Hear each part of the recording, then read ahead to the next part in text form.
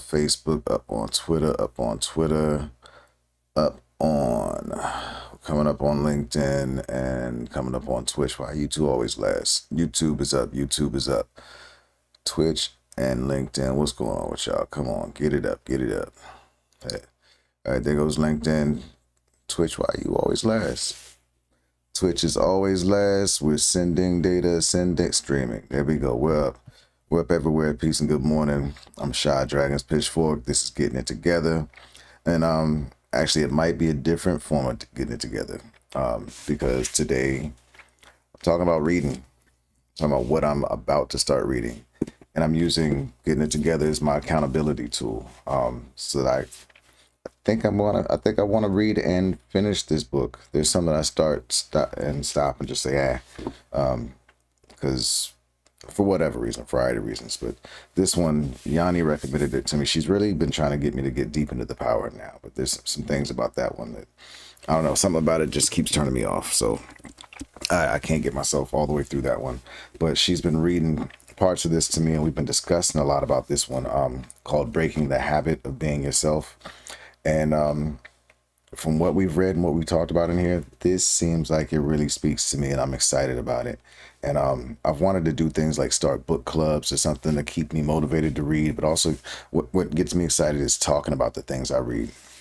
So I really like to be able to have conversations with people about the things that are, stewing in my mind, and especially when it comes to books, it gets me more engaged in the books and gets me more excited. As a matter of fact, I've been trying this year off and on to try and get some people to go through the artist way with me. Sheed, thank you for riding with me. Sheed, One to Dial from GRYSKLL. He gave it a go with me, and Yanni, and I have all started and stopped the book. So I'm hoping in 2023 I can put together a group or get involved in a group of people who read the artist's way together. And I think this book may help me get there. I figure what I'll do this morning is just, I may do this daily or regularly, just pick up the book and just start reading out loud. We'll see. I don't know how well I'm going to do with comprehension and reading out loud at the same time. I may have to go back to silent, but let's see. I'm just going to try, man. I figure, we do it live, rebooting, recoding myself and recording the process, sharing the process, man. So gonna just kind of read the synopsis of the book on the back, and maybe we'll read a little bit at the beginning. Get you just familiar with what the book looks like. The book is by Joe Dispenza, and I'm just gonna read the back cover. Breaking the Habit of Being Yourself. Also, I'm gonna give you a warning. For some reason, when I read, I yawn a lot. So if you catch me doing that, I don't know, I'll figure it out. But if you have some ideas or whatever, shoot me a comment or shoot me a DM. Let me know what you think I might be able to do about that. It's annoying, and that's one of the reasons I don't read out loud normally. But here we go. It's going to be fun. Breaking the Habit of Being Yourself. You are not doomed by your genes and hardwired to be a certain way for the rest of your life.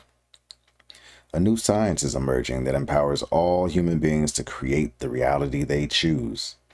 In Breaking the Habit of Being Yourself, renowned author, speaker, researcher, and chiropractor, Dr. Joe Dispenza, combines the fields of quantum physics, neuroscience, brain chemistry, biology, and genetics to show you what is truly possible.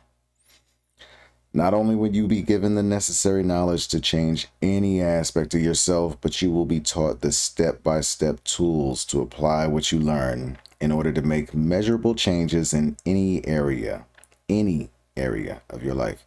Emphasize any because he had it in italics. Dr. Joe demystifies ancient understandings and bridges the gap between science and spirituality. Through his powerful workshops and lectures, thousands of people in 24 different countries have used these principles to change from the inside out. Once you break the habit of being yourself and truly change your mind, your life will never be the same. Another reason why this is really important to me, I don't know if for anybody that doesn't know me or is not familiar with me, I had a bit something of a breakdown. I'm still trying to pinpoint when it started, but culmination was probably 2018, 2019. That was the peak, the apex of the breakdown. Since then, art was making beats specifically was the thing that I feel like was my lifeline that kept me going. Since that breakdown, I've been doing a whole bunch of things just to rewire myself, rewire my life, starting with a self-destructive pattern of just drinking and blowing trees and just getting blasted because I just didn't want to be here anymore. But after enough time with the music and, you know, a few good friendships and relationships, building a few of those in the midst of all that falling apart, I found my way to doing what I'd been dreaming of doing for a while, which was finding ways to help and build communities for artists and build ways for artists to heal themselves, especially on the front of mental health, because I knew mental illness was something that I was battling.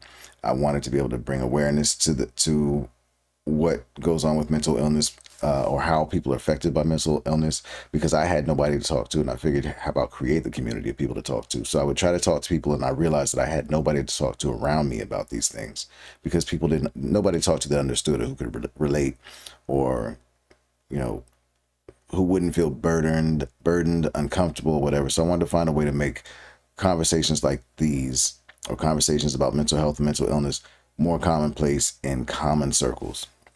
And I'm doing it now. So this book is another step on that journey. I've gotten to the point that I'm creating and building communities and businesses around that all stem from my love of talking about mental health and wellness and using the arts to improve your wellness. So another step on this front, because I've got to be able to continue changing myself so that I don't keep getting affected by the old habits and the old thoughts that put me in the position that I was in that led to the breakdown. But I also want to help others find their way out. So that's what books like these are for, so I can improve myself, but also help other people see that maybe this is a path that can help you. Maybe there's another path for you, but that there is a path for each of us. So that's the first part of the back. We can go into his credentials if you'd like. Let's do it. I'm gonna read as much of this as possible without reading the dumb stuff. Joe Dispenza, DC. I don't know what DC is. I guess I should look that up, but I'm not going to right now. Maybe later, or somebody else can tell me what that is. I actually got the answer. Context clues. He's a doctor of chiropractic, apparently, or he's received his doctor of chiropractic. Joe Dispenza, DC, studied biochemistry at Rutgers University. He also holds a Bachelor of Science degree with an emphasis in neuroscience, and earned his Doctor of Chiropractic from Life University in Atlanta. He has received postgraduate training in continuing education in neurology, neuroscience, brain function and chemistry, cellular biology, memory formation, and aging and longevity. One of the scientists, researchers, and teachers featured in the award-winning film, What the Bleep Do We Know? Dr. Joe has lectured on 6 continents, educating people about the functions of the human brain. When not traveling and writing, he is busy seeing patients at his chiropractic clinic near Olympia, Washington. His website is drjoedispenza.com. That's www.drjoedispenza.com. All right, so that's the back cover. Just, again, front cover of the book. Breaking the Habit of Being Yourself.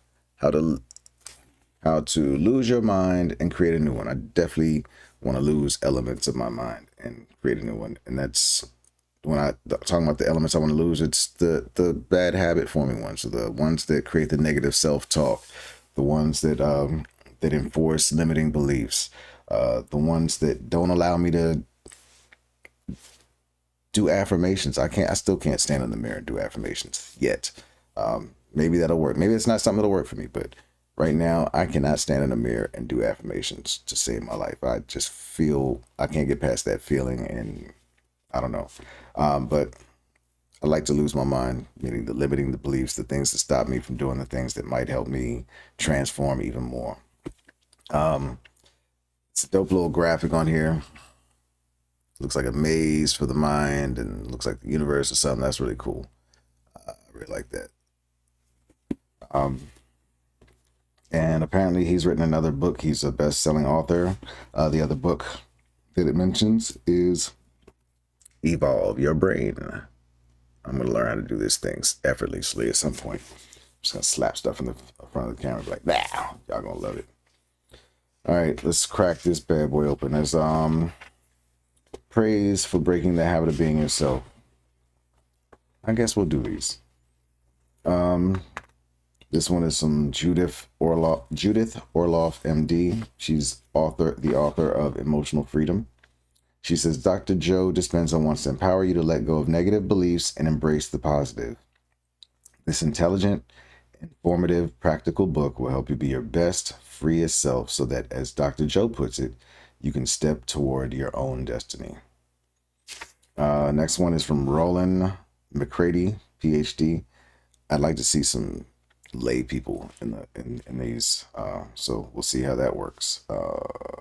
Looks like it's just authors and PhDs on here, and I want to speak to everybody, lay people, so we'll see. Well, there's a bunch of doctors and PhDs. I'm just going to be honest and be real with you. I'm not looking for that type of endorsement, so I'm going to skip those. Love. Contents looks like it's about 14 chapters, 300 some pages, including, you know, the acknowledgments and notes, etc. Index. I'll be honest, shit. Indexes used to give me, what's the word? They used to be daunting for me. I see an index, I'm like, oh no, that's a book I don't want to read. It's a reference book. He's got an afterword. Let's see, he's got 14 chapters. He's got a foreword, of course. Everybody's got that. Introduction. The greatest habit you can ever break is the habit of being yourself. Chapters. Chapter names. Well, part 1. He's broken it up into 3 parts, looks like. I'm not even reading in the yawn come. Sorry, I've been up since 1 something this morning. And I want to turn this reading into, I know usually I do best with reading when I do it as part of my morning routine before I get into everything else. I've done a bunch of other things already this morning. So 3 parts to the book, 14 chapters. Let's just see what the chapters look like. We've got the Quantum You as chapter 1, chapter 2, Overcoming Your Environment, 3, Overcoming Your Body, 4, Overcoming Time, 5, Survival versus Creation. And that is right around the 97-page point. Part 2 starts at that point, and part 2 is Your Brain and Meditation. Part 1 is the science of you. So, sorry, I should have given you that first. So on part 2, there are 3 chapters into part 2. Chapter 6 is 3 brains, thinking to doing to being. Chapter 7 is the gap. Chapter 8, meditation, demystifying the mystical and waves of your future. Then we step over to part 3. Part 3 is stepping toward your new destiny. Chapter 9, under part 3, is the meditative process, introduction and preparation. Chapter 10, open the door to your creative state, week 1. Oh, so this is, you're going to walk through. This kind of reminds me of The Artist's Way, where they have weeks that you're supposed to be doing specific stuff. It's a program. So it looks like this becomes a program by the time you get to chapter 3. That's interesting. Okay. So chapter 9, the meditative process, introduction and preparation. I also have challenges with meditation. I still don't feel like I've gotten anywhere significant with that, which is what makes it hard for me to do it regularly. So I am looking forward to finding something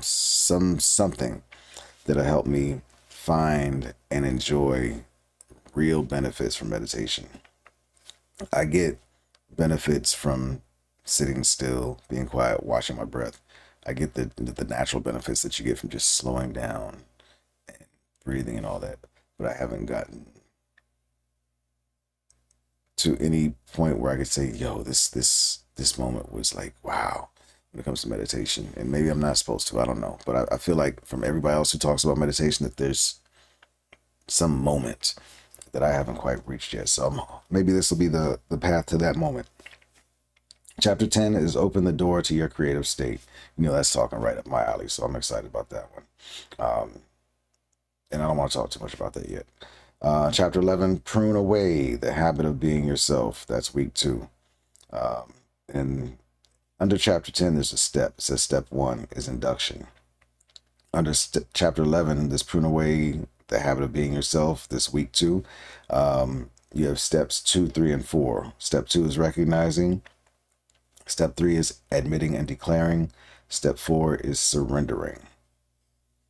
Chapter 12 is dismantle the memory of the old you. That's week 3. And that has 2 steps underneath that. Step 5 is observing and reminding. Step 6 is redirecting. Then chapter 13, create a new mind for your new future. That's week 4. Step 7 under chapter 13 is creating and rehearsing. Chapter 14 is the last chapter in the book, and that is titled Demonstrating and Being Transparent, Living Your New Reality. All right, let's go. Forward. I think from this morning, it will just be a forward morning after giving you an introduction to the book. But we'll see. It also has an introduction. Let's see how many pages the introduction is. Introduction is... shiggity. Introduction is, looks like it's about 10, 15 pages, but I'm yawning like I don't know what. Excuse me. Like I said, I've been up since 1 something. On days like this, sometimes I have to go back, take a nap in the morning, and then get into some more of my day. Sometimes I have to break my days up when I have nights like this. I went to bed kind of early last night because I've been waking up really early like this. What time did I go to bed? It was probably around 8 something p.m.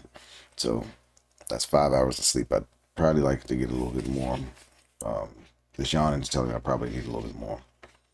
Or maybe it's not telling me that. That's old programming, right? All right, so forward. Your brain is involved in everything you do, including how you think, how you feel, how you act, and how well you get along with other people. It's the organ of personality, character, intelligence, and every decision you make. For my brain imaging work with tens of thousands of patients worldwide over the past 20 years, it is very clear to me that when your brain works right, you work right. And when your brain is troubled, you are much more likely to have trouble in your life. Facts. With a healthier brain, you are happier, physically healthier, wealthier, wiser, and just make better decisions, which helps you be more successful and live longer. When the brain is not healthy for whatever reason, such as a head injury or past emotional trauma, people are sadder, sicker, poorer, less wise, and less successful. It is easy to understand how trauma can hurt the brain, but researchers have also seen how negative thinking and bad programming from our past can also affect it. Yeah. See, I love the fact that there's now research that's helping to reinforce this stuff, because this is the stuff that I feel like is helping me heal. Like realizing that there's a reason I'm the way I am, or that I've been the way that I've been. And with understanding that reason, it gives me hope that, okay, if something happened to make me that way, then something can happen to make me another way. And I don't want to remove or lose who I am. And I'm not scared of removing or losing who I am. I know the core of who I am, which is a kind-hearted, loving, empathetic person who loves to just create, challenge, and engage with other people who are come to the table with those same hearts and same degrees of care and concern for themselves and humanity. I know I'm not going to lose that. All I'm going to do by reading and absorbing this information is possibly find new things to add on to, build myself up even more. And maybe yank out and rewire some things. Pull these plugs and get me dematrixized. All right, so keeping going, right? For example, so that was the last, just so I don't make this weird, I want to make sure I recap the last sentence since I went off onto a tangent, since it's short and sweet. It is easy to understand how trauma can hurt the brain, but researchers have also seen how negative thinking and bad programming from our past can also affect it. For example, I grew up with an older brother who was intent on shoving me around. The constant tension and fear I felt then led to a higher level of anxiety, anxious thinking patterns, and always being on guard, never knowing when something bad was about to happen. This fear caused long-term overactivity in my brain's fear centers until I was able to work through it later on in life. Interesting. That's already got thoughts bubbling in my mind about quite a few things that went on in my childhood that I never really looked at as things that may have triggered me into the state that I'm in. But yeah, there's a lot of things bubbling on the surface. I mean, the first thing that probably bubbles to the surface for most people is molestation. That people who've been through it, some sort of abuse or molestation as a child. I was molested at age 8, so that I realized over the past few years was probably one of the biggest triggers and turning points for me. Also, there's the fact that I believe my first memory, because I can't confirm it because of the age, obviously, that I was at. And there's nobody to corroborate this. I don't have any sort of relationships with anybody that can corroborate this, but I believe my first memory is of an act of violence as well. So those two things have helped me like really, really start to understand what made me who I am, which is one reason I'm so happy to be going through this reboot and going into this recoding phase or rewriting my operating system. So we'll get back to the reading. In Breaking the Habit of Being Yourself, my colleague, Dr. Joe Dispenza, is your guide to optimize both the hardware and software of your brain to help you reach a new state of mind. His new book is based on solid science, and he continues to speak with kindness and wisdom, as he did in the award-winning film, What the Bleep Do We Know? And in his first book, Evolve Your Brain. Well, let's just pause for a quick second and at least acknowledge the fact that this forward, for those of you who may not read often, I've forgotten that forwards are usually written by somebody else other than the author. So this one was written by Daniel G. It's spelled A-M-E-N. I know a lot of people say that differently. Some people say Amen. Some people say Amen. I don't know how to pronounce it. Daniel G. Amen, Amen, M.D. Author of Change Your Brain, Change Your Life. Sounds like a similar book. All right, so we'll get back to his forward. Even though I think of the brain like a computer with both hardware and software, the hardware, the actual physical functioning of the brain, is not separate from the software or the constant programming and reshaping that occurs throughout our lives. They have a dramatic impact on each other. Yeah. Brain and mind. Or maybe not the mind, but that's another conversation. Most of us have had trauma of some kind in our lives and live with the day-to-day scars that have resulted. Cleaning out those experiences that have become part of the brain structure can be incredibly healing. Of course, engaging in brain-healthy habits such as proper diet and exercise and certain brain nutrients is critical to the brain working right. But in addition, your moment-by-moment thoughts exert a powerful healing effect on the brain, or they can work to your detriment. The same is true for past experiences that can become wired in the brain. The study we do at the Amen clinics is called brain SPECT imaging. SPECT is in capital letters, it's S-P-E-C-T. SPECT, single photon emission computed tomography, is a nuclear medicine study that looks at blood flow and activity patterns. Nuclear medicine study. That sounds ooh. It looks at blood flow and activity patterns. It is different from CT scans or MRI, which examine the brain's anatomy, because SPECT looks at how the brain functions. Our SPECT work, now over 70,000 scans, has taught us so many important life lessons about the brain, such as brain injuries can ruin people's lives. Alcohol is not a health food and often shows significant damage on SPECT scans. For me, who I was down in at my worst, at the height of my decline, I was down into a fifth of vodka every 2 days. So yeah, I feel like I feel the effects of that. I can see the effects of that. So something that can help me maybe heal my physical brain some would be nice, because I notice there are quite a few things that I can and can't do now that that weren't the same before. Um, my memory's much worse. Um, my ability to pay attention is much worse, and I blame some of that on my me being so heavily involved in social media for a while. Um, but so many other things, trying to multitask all the time, especially at work when I was trying to do 1,000 jobs that I probably shouldn't have been doing.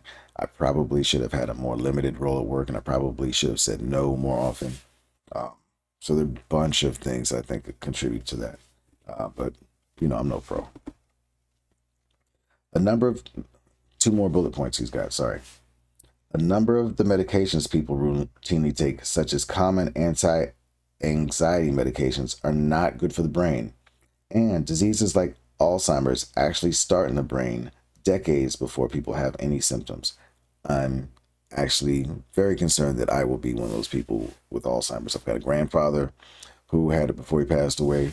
And again, the memory lapses and stuff that I've been dealing with now actually gets me. It makes me wonder. As far as medications, yeah, I don't take any specific medications, but I know that when I was at the height of my depression, when it was extremely severe, so severe that I had to go out on disability for work.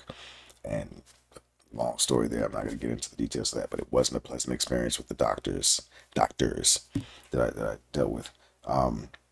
Each doctor tried to prescribe me medicine immediately the first time I visited, without knowing me, without asking about getting to know more about what was going on with me, any of that. One of them, I'm not even gonna get into the doctors, but medication, I am very wary of anybody who throws medication at you, and I'm very slow to adopt any prescription medication. Doesn't mean I'm against prescription medication, because I believe there's a lot of prescription medication out there that can be helpful, but I'm against it being prescribed loosely and freely and just tossed out like candy.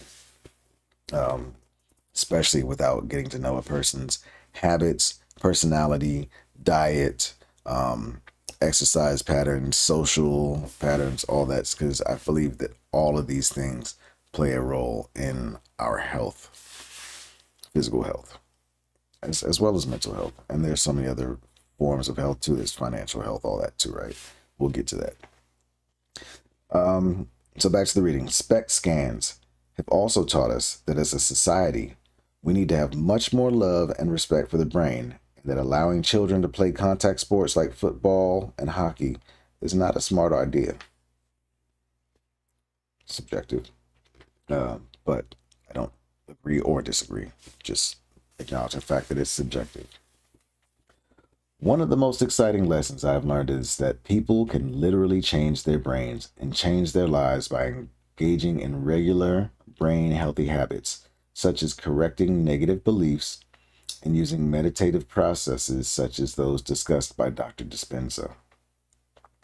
In one series of studies we published, the practice of meditation, such as what Dr. Dispenza recommends, boosted blood flow from the prefrontal cortex and the most thoughtful part of the human brain. Sorry.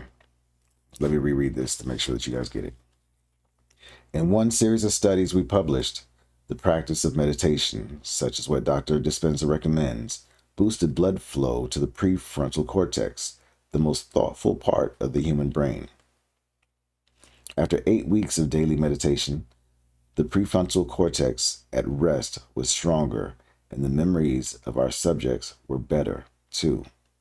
There's so many ways to heal and optimize the brain. The fact that he says the prefrontal cortex at rest was stronger is interesting to me. I'm really curious about how they came to the conclusion that it was stronger. I'm hoping that that's going to be explained here. My hope is that, like me, you will develop brain envy and want a better functioning brain. The brain imaging work we do has changed everything in my own life.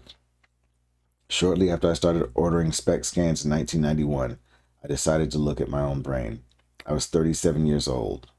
When I saw the toxic, bumpy appearance, I knew it was not healthy. All my life, I've been someone who rarely drank alcohol, never smoked, and never used an illegal drug. Then why did my brain look so bad? Before I really understood about brain health, I'd had many bad brain habits. I ate lots of fast food, drank diet soda like she was my best friend, often slept only 4 to 5 hours at night, and carried unexamined hurts from the past. I was a bottler. Still probably not done, but I bottled everything. And I didn't know I was bottling. And this is interesting.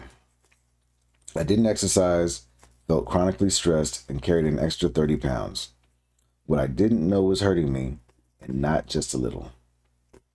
My last scan looks healthier and much younger than it did 20 years earlier. Wow. My brain has literally aged backward. That's how changeable your brain is too, when you make up your mind to take care of it properly. After seeing my original scan, I wanted my brain to be better. This book will help yours be better too. I hope you enjoy reading it as much as I did. Here we go, those yawns. Oh, so that's the foreword. That's definitely got me even more interested in reading the book. I'm even more excited. I don't think that Yanni read this part to me, so I'm excited. Introduction. Let's see. It's been a while. I don't know if you guys are ready to go into the introduction, but this is a recording, so hey, how about I get into that? At least part of the introduction. It looks like such a daunting task to me. Probably because I'm talking so damn much. 1, 2, 3, 4, 5, 6, 7, 8, 9, 10, 11. You know what? I think we're going to come back to this because I'm tired. I'm yawning too, but man, it's such a hard decision for these things. I'm really chomping at the bit too. I just don't want to be sitting here yawning. Fuck it. We're running. All right, introduction. The greatest habit you can ever break is the habit of being yourself. When I think about all the books on creating a life we desire, the life we desire, I realize that many of us are still looking for approaches that are grounded in sound scientific evidence, methods that truly work. But already new research into the brain and body, the mind and consciousness, and a quantum leap in our understanding of physics is suggesting expanded possibilities on how we move toward what we innately know is our real potential. As a practicing chiropractor who runs a busy integrated health clinic and as an educator in the fields of neuroscience, brain function, biology, and brain chemistry, I've been privileged to be at the forefront of some of this research, not just by studying the fields mentioned above, but also by observing the effects of this new science. Once applied by common people like you and me, by observing the effects of this new science, once applied by common people like you and me. I should probably reread that. God, that's a long sentence. They used to tell us not to do this back in school, didn't they? As a practicing chiropractor who runs a busy integrated health clinic and as an educator in the fields of neuroscience, brain function, biology, and brain chemistry, I have been privileged to be at the forefront of some of this research. Not just by studying the fields mentioned above, but also by observing the effects of this new science once applied by common people like you and me. That's the moment when the possibilities of this new science become reality. As a consequence, I've witnessed some remarkable changes in individuals' health and quality of life when they truly change their minds. Over the last several years, I have had the opportunity, Over the last several years, I've had the opportunity to interview a host of people who overcame significant health conditions that were considered either terminal or permanent. Per the contemporary model of medicine, these recoveries were labeled spontaneous remissions. That is part of what really got my attention when Yanni started talking to me about this. The whole spontaneous remissions. We can't explain how this happened with this person. All the unexplainable stuff that goes on, like the stories of the mother lifting a car to save her child because she was so fueled by adrenaline. What created that adrenaline? You know, um, there's so many stories of miraculous people waking up from 20-year comas, or just people doing amazing things. So I'm interested in seeing how possible, how realistic some of these things are. But also, I just love to hear the stories of things like this. They're inspiring, motivating, and at the very least, they give me more material to work with when I'm doing creative stuff, especially if it comes to doing something I think I'll be doing much more of in 2023, and that's writing. Uh, I keep doing it in bits and spurts, and I'm doing it in so many other ways, but I'm not doing it with like the intended purpose of writing something for other people to ingest, other than social media posts. And I'm kind of a lot. I play around with that. Like sometimes I'm serious about it. Sometimes I'm just like venting and getting stuff off my chest or getting things out of my mind. So yeah, excited about learning more. Back to the book. Back to the introduction. However, upon my extensive examination of their inner journeys, it became apparent to me that there was a strong element of mind involved, and their physical changes weren't so spontaneous after all. This discovery furthered my postgraduate studies in brain imaging, neuroplasticity, epigenetics, and Ooh, shit. All those letters made me yawn. And psychoneuroimmunology. Sorry. I simply figured that something had to be happening in the brain and body that could be zeroed in on and then replicated. In this book, I want to share some of what I learned along the way and show you, by exploring how mind and matter are interrelated, how you can apply these principles not only to your body, but to any aspect of your life. Go beyond knowing to knowing how. Next section, an introduction. Many readers of my first book, Evolve Your Brain, The Science of Changing Your Mind, voiced the same honest and heartfelt request, along with a fair amount of positive feedback, such as the person who wrote, "I really liked your book. I read it twice. It had lots of science and was very thorough and inspiring. But can you tell me how to do it? How do I evolve my brain?" In response, I began teaching a workshop series in the practical steps anyone can take to make changes at the level of mind and body that will lead to lasting results. Consequently, I've seen people experience unexplainable healings, release old mental and emotional wounds, resolve so-called impossible difficulties, create new opportunities, and experience wonderful wealth, just to name a few. You will meet some of those people in these pages. It's not necessary that you read my first book to digest the material in this one. But if you've been exposed to my work, I wrote Breaking the Habit of Being Yourself to serve as a practical how-to companion to evolve your brain. It is my earnest objective to make this new book simple and easy to understand. There will be times, though, that I will have to give you bits of knowledge to act as the forerunner to a concept I want to develop. The purpose is to build a realistic working model of personal transformation that will help you understand how we change. Breaking the habit of being yourself is a product of one of my passions, a sincere effort to demystify the mystical so that every person understands that we have, within our reach, all we need to make significant changes in our lives. This is a time in history when not only do we want to know, but we want to know how. How do we apply and personalize both emerging scientific concepts and age-old wisdom to succeed at living a more enriched life? When you and I can connect the dots of what science is discovering about the nature of reality, and when we give ourselves permission to apply those principles in our day-to-day existence, then each of us becomes both a mystic and a scientist in our own life. Gonna take a sec to digest this. Hold on. I'll reply.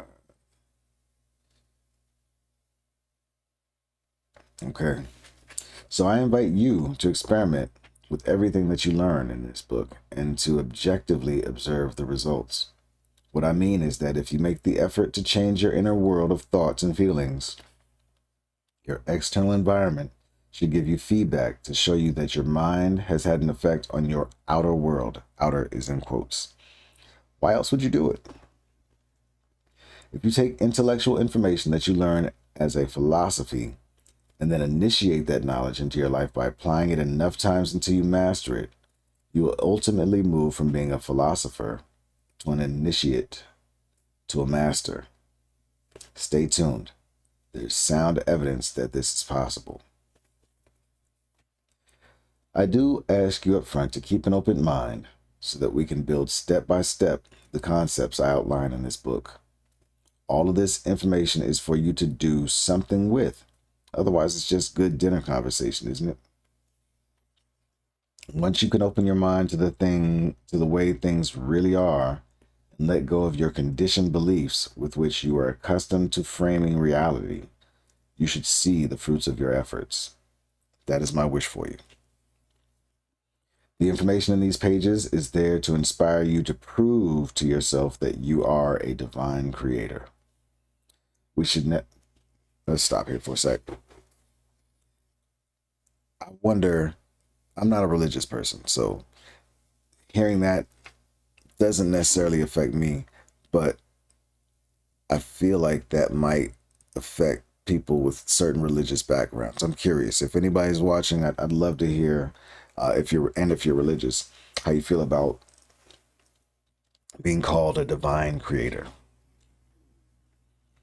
We should never wait for science to give us permission to do the uncommon. If we do, then we are turning science into another religion. We should be brave enough to contemplate our lives, do what we thought was outside the box, and do it repeatedly. When we do that, we are on our way to a greater level of personal power. Damn, I almost made it without that yawn. All right. True empowerment comes when we start to look deeply at our beliefs. We may find their roots in the conditioning of religion, culture, society, education, family, the media, and even, I lost my part. Even our genes, the latter being imprinted by the sensory experiences of our current lives, as well as untold generations. Then we weigh those old ideas against some new paradigms that may serve us better. That part right there, even our genes, is very interesting to me because I'm seeing and hearing and reading a lot about how trauma is passed down genetically, how we receive the traumas of our ancestors and we carry those, and it's up to us to heal those. I hear that so much nowadays, and I read about it a lot, and I'm very curious about it. For example, one of the most common examples that's used in my world is slavery. How the horrors of slavery that were visited upon my ancestors, how all that pain, angst, anguish gets genetically coded or gets coded into the person who experiences those things. And we have children, our genetic coding passes on that, along with the obvious things that we see, which are physical traits. If we can believe that physical traits can be passed on through procreation, I guess it's a new school of thought for me, that it's not just physical traits that are getting passed down, especially when you think about how we carry on some of the habits and behaviors of our parents. Or if you think about, like, wow, you walk just like your daddy, or stuff like that, how we pick up mannerisms from our parents. I know some of that can be seen through, or could be gained through living with your parents, but I know there's some instances where these things happen, and people may have no relationships with their parents, or I believe. Let me not say I know, because I can't bring up or cite an example right now. But interesting at the very least, right? So that's on the genetics. We all weigh those old ideas against some new paradigms that may serve us better. So we're looking at all these things that have affected us: culture, society, education, family, blah, blah, blah. We're going to weigh all those old ideas against some new paradigms that we'll get from this book, and other sources, obviously, too. And see if those serve us better than, oh, this is how I've been living my whole life, or this is life as I know it. So times are changing. As individuals awaken to a greater reality, we are part of a much larger sea of change. Our current systems and models of reality are breaking down, and it is time for something new to emerge. Across the board, our models for politics, economics, religion, science, education, medicine, and our relationship with the environment are all showing a different landscape than just 10 years ago. Letting go of the outmoded, embracing the new sounds easy, but as I pointed out in Evolve Your Brain, much of what we have learned and experienced has been incorporated into our biological self, and we wear it like a garment. But we also know that what is true today might not be true tomorrow. Just as we have come to question our perception of atoms as solid pieces of matter, reality and our interaction with it is a progression of ideas and beliefs. We also know that to leave the familiar life that we have grown accustomed to and waltz into something new is like a salmon swimming upstream. It takes effort, and frankly, it's uncomfortable. And to top it off, ridicule, marginalization, opposition, and denigration from those who cling to what they think they know greet us along the way. The ridicule, marginalization, opposition, and denigration is a word I have to look up. Let's do that real quick. Denigration is a word I've heard a couple times, but I've never spent the time to get familiar with it. So dictionary.com, denigration, the act of unfairly criticizing someone or something. Yeah. Makes sense. Context clues should have and did tell me what that meant in a way, but confirmation is always important. All right. So, who with such an unconventional bent is willing to meet such adversity in the name of some concept they cannot embrace with their senses, yet which is alive in their minds? Okay, sentences like that in books turn me off, because it sounds like you're just trying to sound smart and shit. Fuck that. Say it simply. Sorry, that annoys me that I have to reread this sentence in order to comprehend it. And I don't think it's absolutely necessary to have written the sentence that way. That's something I don't want to do. I want to make sure that any and everyone can read and understand anything that I put in a book if I decide to put something in a book. I've got a book that I'm writing, that I've been writing, called This Ain't Hip Hop. You can go to thisain'thiphop.life just to kind of catch updates, but there aren't many updates because I'm not organized in how I'm attacking that. Hopefully this will help me get to the point of attacking that the way that I really want to get to it. And I'm really thinking that I'd like a co-author, somebody who's an author by trade or an author by passion, to help write the book, because I think it deserves that. The stories and the thoughts and ideas I want to convey and share, I think having somebody who's experienced at that would make it much more effective and useful for people, and more fun too. All right, so let's try this sentence again. Who, with such an unconventional bent, so there's part of the problem, with such an unconventional bent. What the hell is a bent? B-E-N-T. And who uses that in common conversation? I'll talk to you about this, Doc. Let's go look it up. Like, we all know what bent, B-E-N-T, means normally. You know, it's weird. But let's see what we got here. Obviously the past and present of bend, sharply curved or having an angle, determined to do or have. So a missionary bent on saving souls is the example here. These are the adjective definitions. The other one is sharply curved or having an angle, a piece of bent wire. A noun, a natural talent or inclination. A man of religious bent. That sounds like our definition right there. A man of religious bent. A natural talent or inclination. Repeating it to get in my head. Bent, natural talent or inclination. So let's read that again. Who with such an unconventional bent, or who with such an unconventional natural talent or inclination, makes more sense, is willing to meet such adversity in the name of some concept they cannot embrace with their senses, yet which is alive in their minds. So I'm going to try and process this one. Who is such an unconventional natural talent or inclination is willing to meet such adversity in the name of some concept they can't embrace with their senses, yet which is alive in their minds. Okay, got it.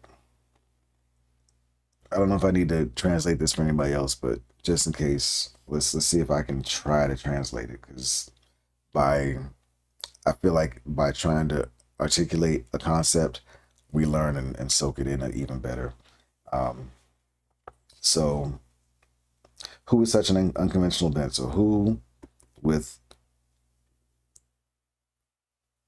unconventional bent? The why unconventional? Well, unconventional. I guess it's unconventional to want to challenge these things, to want to go against ridicule, to want to go against being marginalized, to go against the opposition and then the denigration again. It's not conventional to be willing to go up against that. Um, so who has an inclination to go against that type of adversity? You know, the marginalization, the ridicule, and all that.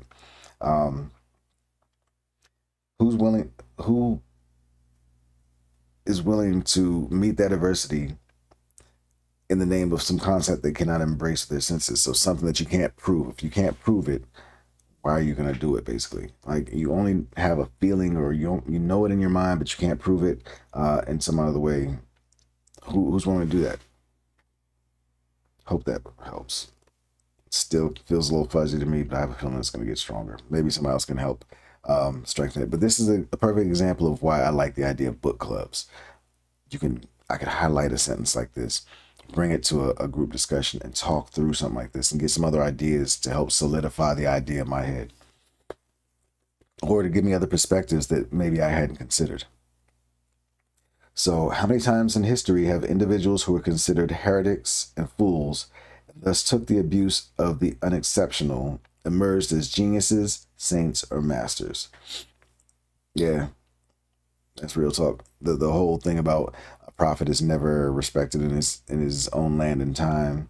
You know, those thoughts come to me often, because I often deal with what I feel like are people looking at me like, dude, you crazy. Why are you doing all this? You're doing too much. But rhyme and reason, man. There's a rhyme and reason that I can't quite articulate to anybody, because it takes a lot of time and organization of my thoughts. So I feel like I'm one of those people who's looked at as a heretic and a fool quite often. But again, I'm learning a lot of these things are my own projections, and maybe not, but I shouldn't allow this to affect me. So I'll have these thoughts, I'll think of them, and now I'm learning of ways to let go of the thoughts and move on. So another reason why the recoding is important. All right, next sentence. Will you dare to be an original? Sounds like a sales pitch. And now we start the next section in the introduction. Change as a choice instead of a reaction. I like the way this sounds. This actually sounds really good. It seems that human nature is such that we balk at changing until things get really bad, and we're so uncomfortable that we can no longer go on with business as usual. Funny, because I was having a conversation in DM with Gina, a person on Twitter that I met recently, Miss Gina L. Abbott, who's a dope artist who's creating a really dope project for victims of sexual assault. Hope I'm summarizing this correctly, Gina, if you're paying attention to this. But we just talked about how it was traumatic events that led to us kind of reevaluating ourselves and our lives, and making some changes within ourselves, or walking on, getting onto some healing journeys, some paths to a better selves. Um, I won't speak to what her triggering event was, but for me, it was that's mental breakdown, going into severe depression and fighting that crazy anxiety. Um, was what really triggered me to change, or helped me accelerate change. This is as true for an individual as it is for society. We wait for crisis, trauma, loss, disease, and tragedy before we get down to looking at who we are, what we are doing, how we're living, what we are feeling, what we believe or know in order to embrace, and what we believe or know in order to embrace true change. Often it takes a worst case scenario for us to begin making changes that support our health, relationships, career, family, and future. My message is, why wait?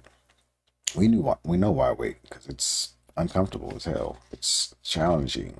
It, some people will call it hard. I don't like using the word hard because that implies that other things are easy, or that we shouldn't try something because it's hard. It's a deterrent. I feel like the word hard is a deterrent. I used to teach my kids that there's no such thing as hard. That there are only things that take more effort. We can learn and change in a state of pain and suffering, or we can evolve in a state of joy and inspiration. That's powerful, especially for people battling depression. Um, it's easier said than done. So if you can't get yourself to a point where you can do it, I understand that, respect that, appreciate that. I still have troubles making a lot of decisions that would be for my better, and implementing things that would be um, to my benefit. Um, so don't take it as, don't get down on yourself if you can't find your way to, don't let this sentence trigger you, is I guess what I'm trying to say. I'm going to reread it too.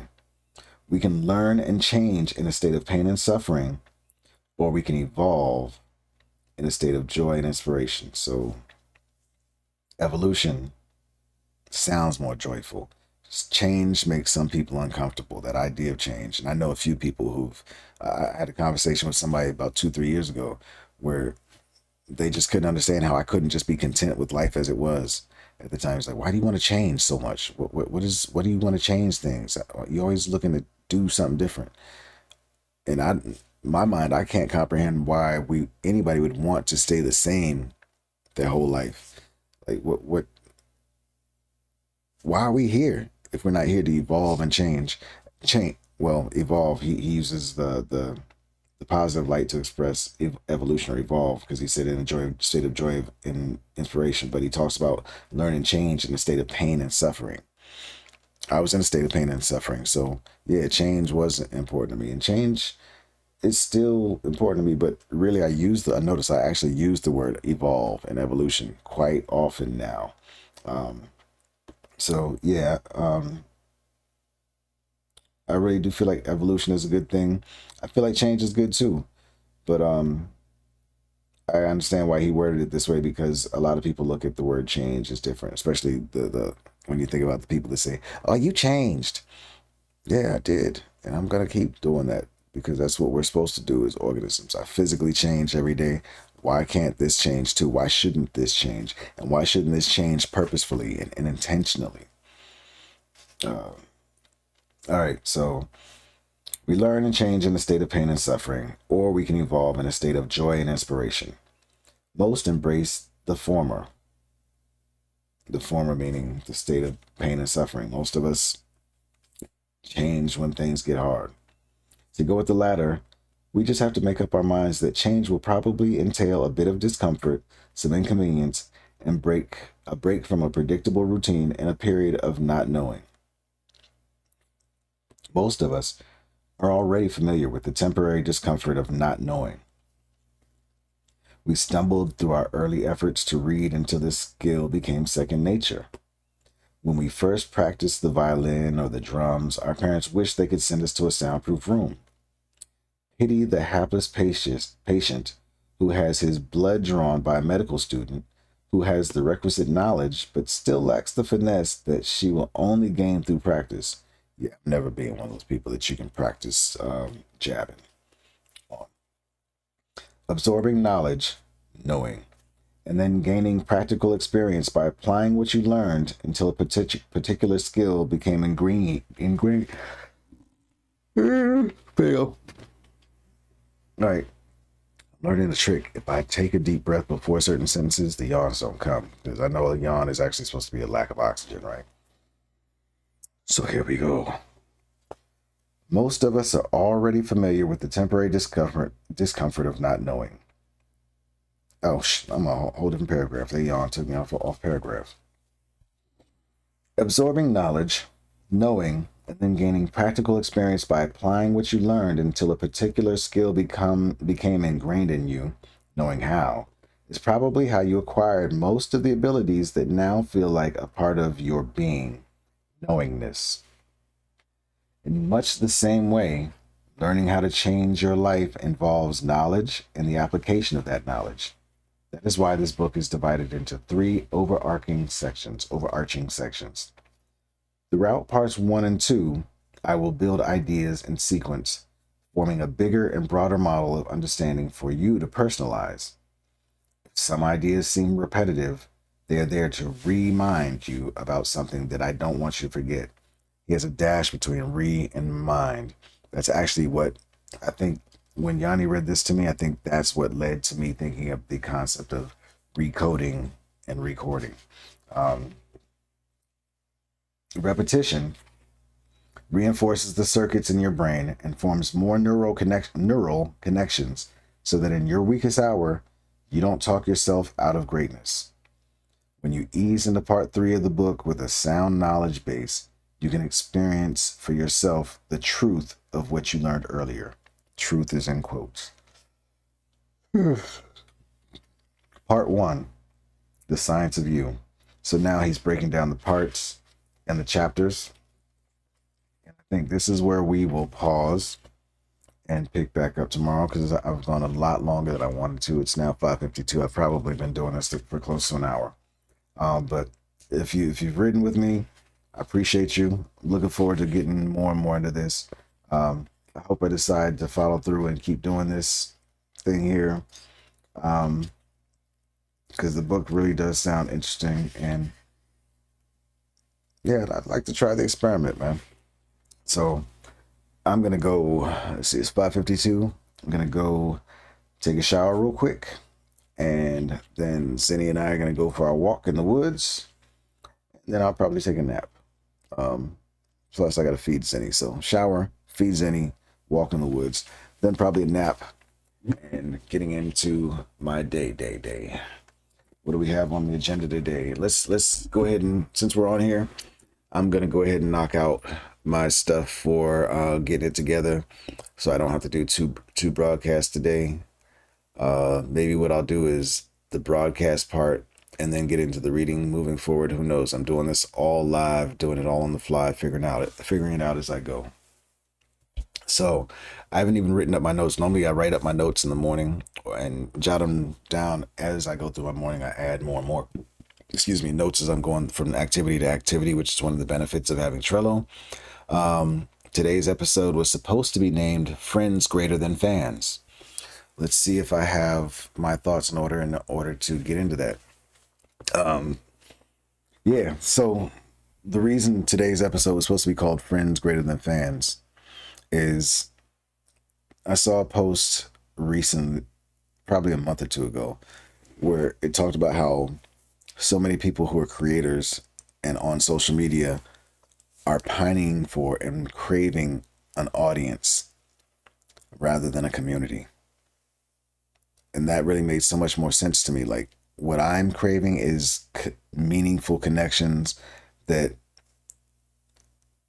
create a network of people that I enjoy spending time with, whether it's conversing or, hanging out in the real world, whatever. That to me is a community. Doing things together, accomplishing tasks together. That to me is the community. An audience, just a connection to somebody who just looks at what I do and just watches, but I have no connection. There's no two-way connection. That's not something that I'm interested in. So I don't want fans. I don't want an audience. Never have, which is probably why I never went the route of doing something in the entertainment world. Another one of the reasons. There are many reasons. So I'm hoping that for somebody else that translates, who's looking for an audience, looking for people to like their stuff or to comment on their stuff or to just enjoy their work. I don't think it's so much about having people just enjoy your work from afar. I think it's about engaging with people and having conversations with people about the work that we do or the creations that we make, and appreciating other perspectives inbound or other ideas or feedback back or other interpretations of our work. I enjoy that, but I understand, to each his own, right? So there was no tip of the day written up yet. So that probably falls under the tip of the day. Trending on my feed. Let's just take a quick peek. I didn't do that yesterday. And I don't know if I'm going to keep doing this, but I'm going to check it out for right now. Trending on my feed. You know what? Let's switch the look here too. Let's go to my screen share. Look up. It's not working. Poopy pop. Let's go to a different app real quick, and then we'll come back to this. You can look at my battery. And let's see if we come back to Brave. There we go. Bada boom. So I don't care that the Celtics beat the Raptors, but I hope somebody else does. Congratulations. Let's see what else is trending here. Kenya Barris, interesting that he's trending. That's the writer of the Ishes, Blackish, or I don't know if he's the writer, but he's, what do they call him, the showrunner, I believe is the term for Blackish, Mixedish, and the other issues. And then he had a series on what's the Netflix? I never dug into that. Looks like out of any other stuff that seems interesting to me, stolen NFT protection with 0%. That grabs my attention. I'm curious about that, but I'm not going to jump into the rabbit hole. Not jumping into any of these rabbit holes. Suge makes me think of Suge Knight off the top, but I also think of Suge from oh, I can't even remember what movie that was. Some movie it's classic in the black community, I'm sure. Maybe it was The Color Purple. Ape is trending under business and finance as a form of cryptocurrency. I believe that's related to the Bored Ape Yacht Club, but I'm not sure. I'm not that deep in, but I'm gonna have to check in with X on that probably. Well, I'll do my research, but I do want to talk about it with somebody. So I'll probably be talking to X and Anointed Steps on that one. Also, speaking of, I believe they're the intro to Web3 NFTs and crypto space yesterday on Twitter. That we host those at 3 p.m. every day. X is the leader of that effort, and I believe the one he hosted yesterday got really good turnout, man. So I'm really happy for him. He deserves it. He's dropping a lot of information in these, and he's sharing a lot, and the conversations are just really helpful for me in better understanding Web3, NFTs, crypto, all that. And I know that this information that I'm soaking up now, by this time next year, will put me in an amazing space for wherever this space is at that time. I don't know if you've seen any of what I've said before, but I don't believe the term NFTs is going to be commonly used anymore. I think we're going to have to rebrand that. Web3 is probably something else that's going to have to be rebranded. But for right now, these are great tools for at least helping to find the people who are still interested in these topics. Warnock delivers. I don't know or care. NFT sales. That seems to trend frequently. I heard or saw something recently saying that there's an uptick or an upswing on some of the charts. So maybe there's a little bit of a bull run going on in the markets right now. And as a matter of fact, I think that's what it was. I think I heard somebody say that during this little mini bull run right now. I wish I had something to invest right now, but since I don't have anything to invest, I think that keeps me from getting involved. I don't have discretionary income at this stage, but it's on its way. Mid-Journey art. That's probably trending because Mid-Journey is an AI tool, I believe. And I'm seeing a lot of people that I didn't think were into tech are having fun with AI tools right now, or starting to play with them right now. So AI is about to become, it's about to really have its place in everyday life, I believe, sooner rather than later. And you know what I just thought about? Damn, kids are going to be able to cheat like hell on, well, I don't know if we call it cheating now, but kids are about to be able to use AI to write their papers for them, for the most part. They'll have to be good at, and I don't know if that's a bad thing, because they still have to be able to read the paper for comprehension. They still have to be able to edit what the AI writes, and they'll still have to know what they're talking about and understand what they're talking about in order to do it. In some cases, I'm sure there'll be room for cheating, but AI might actually be a helpful teaching reinforcement tool. Interesting. The Rock is trending. Hopefully that's Dwayne The Rock Johnson, not the movie from back in the day, because I think that movie can just stay back there. Oh, and Black Adam is trending too, so that would make sense. So curious about all these, but I'm not jumping into these rabbit holes because that's a distraction. DGODS is trending again. That's another NFT project, I guess I would call it, but I may be wrong in calling it a project. But it's related to an NFT project, if it's not the project itself, that had an amazing run, I think, this summer, an amazing mint, and an amazing campaign or way that they got people to buy into the project. I forget the details, like, as part of the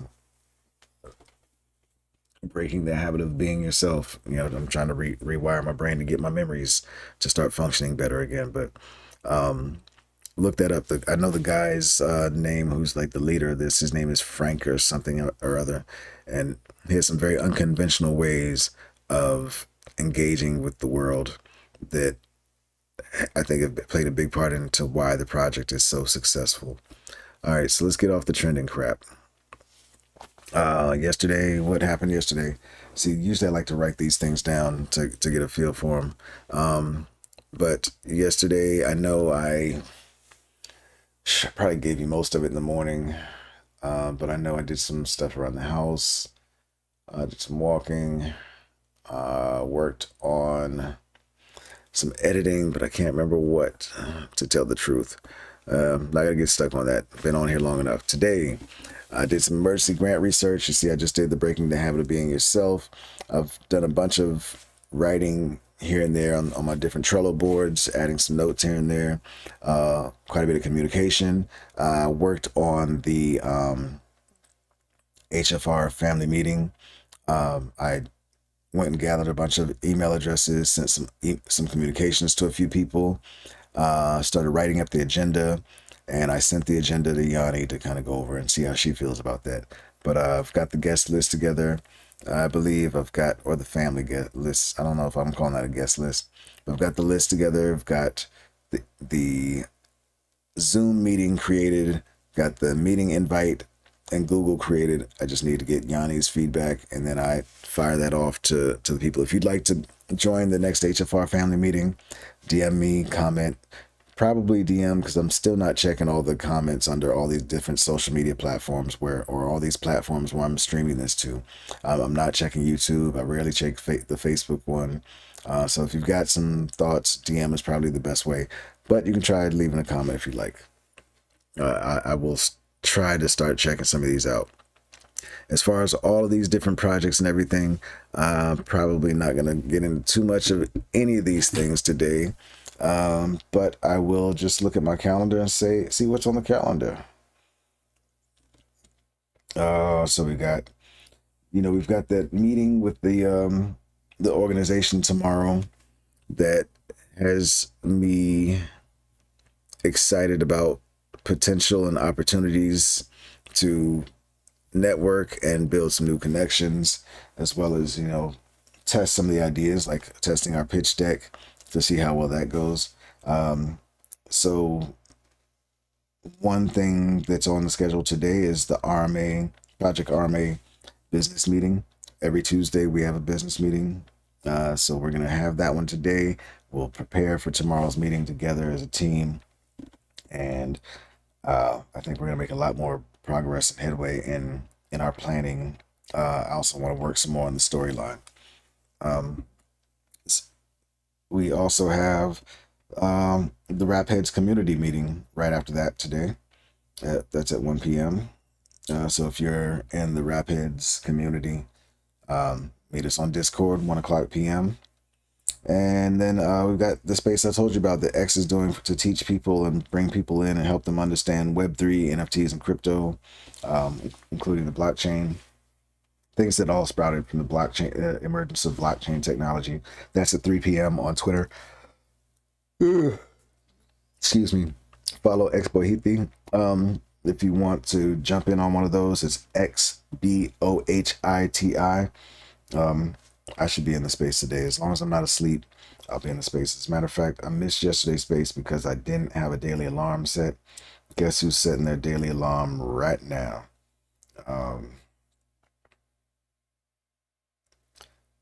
Web3 intro.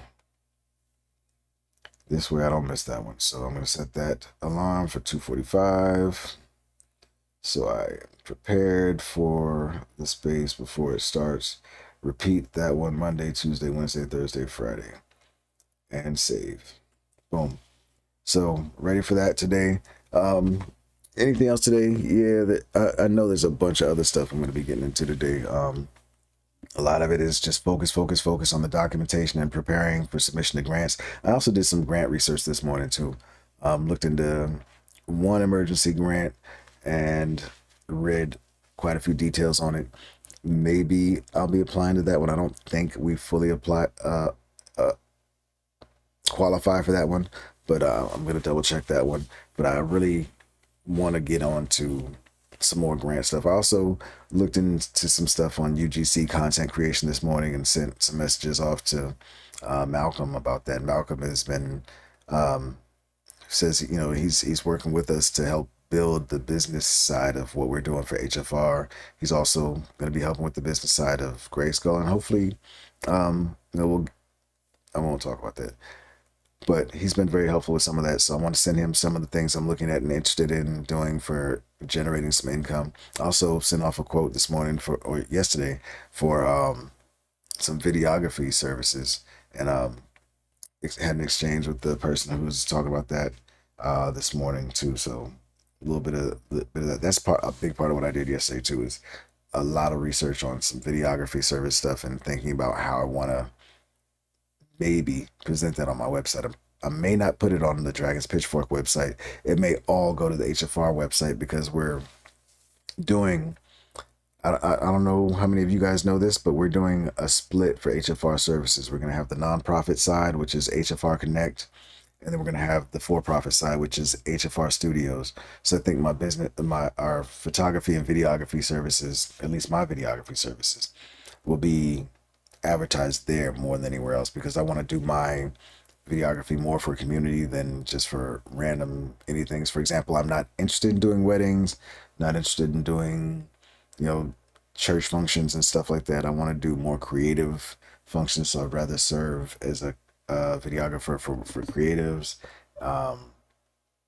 And I'm still defining more and more of what I want to do, or what I'm willing to do on the sides of videography. I know some of it may require more, there's the real estate part of that, but I'm also realizing that in real estate, you probably need some drone photography. You got to partner up with a drone guy too. And Yanni was telling me that she heard yesterday also that, especially in this area, most of the real estate companies and agents are using services and companies that are already established in that field. So we'll have to see what kind of opportunity there is for real estate photography and videography. Anyway, I think that's really enough, to be honest. I'll give you guys updates on all the other things tomorrow. I'll try and have some things structured, or maybe not. Maybe that's not valuable or interesting to anybody. Maybe this will fade off. Maybe I'll focus more on the book. I don't know. Just getting practice streaming. That's what getting it together is for, is getting myself practiced up with these streaming tools, getting more comfortable on camera, and preparing for the things that we want to do next year as HFR, GRYSKLL, Project RMA, Rapids, NFT Voices. We're getting ready to do some things, and hopefully you'll be there with us. But I'm done. I'm out. If you were there for me for the ride, appreciate you. If you weren't, that's cool. I had a good moment. Take care of yourselves.